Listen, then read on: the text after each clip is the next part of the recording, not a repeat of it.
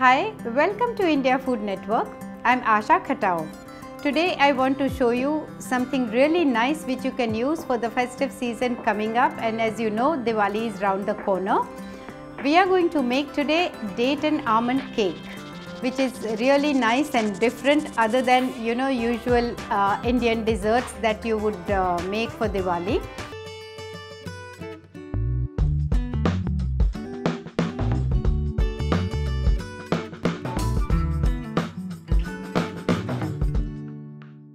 Come, let's begin how to make this date and almond cake.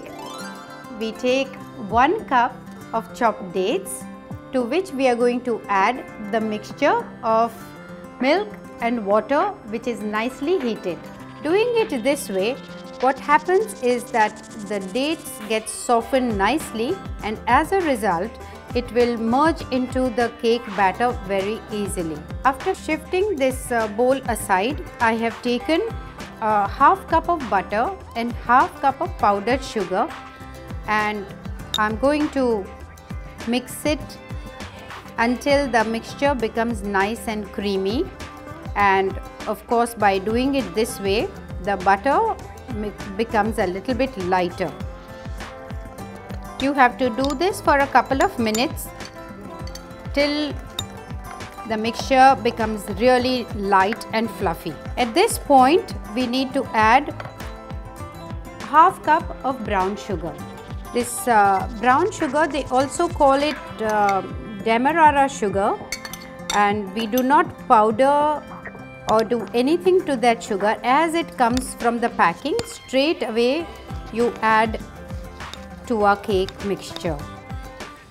Doing it this way, keeping that sugar whole, it gives a lovely consistency to the cake, and it is kind of little chunky rather than just having all powdered ingredients. I'm just beating it for one or 2 minutes. That's it. Now is the time to take the next step. I have a mixture over here: half a teaspoon of soda, half a teaspoon of baking powder, half a teaspoon of cinnamon powder, and 1 teaspoon of baking soda.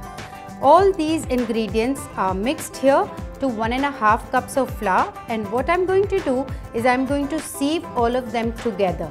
Now that these 5 ingredients are sieved together, and I have here a wet mixture to which I'm adding half a teaspoon of vanilla essence and mixing it well.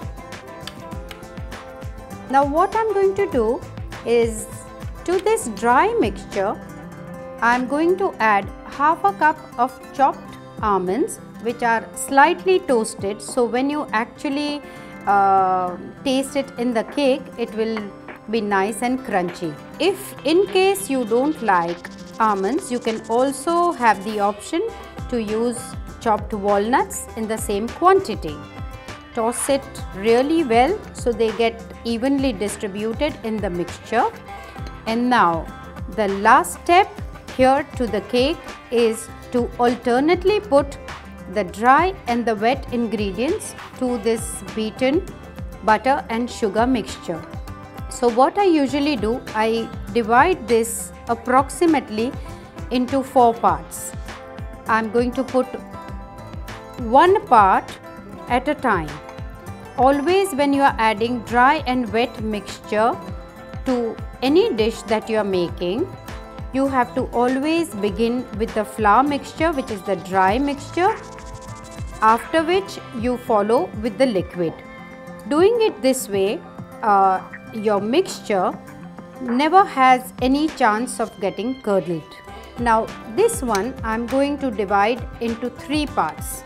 Approximately 1/3 of this mixture will be added just now.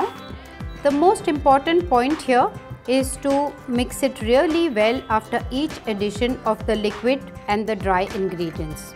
1 more part of the dry ingredients, add and mix well, followed by the second part of the 1/3 liquid mixture.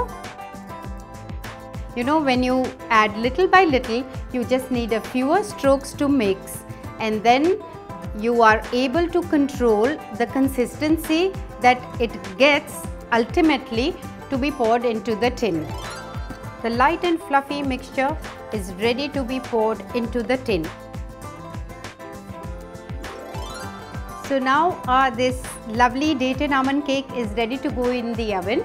The oven has been preheated at 180 degrees centigrade or 360 Fahrenheit 10 minutes before time, and this is going to be baked anywhere between 25 to 35 minutes depending on your oven, and you have to just check that a knife inserted in after 30 minutes are over comes out clean and the top is nice and golden color. So here is a readily baked nice and golden date and almond cake.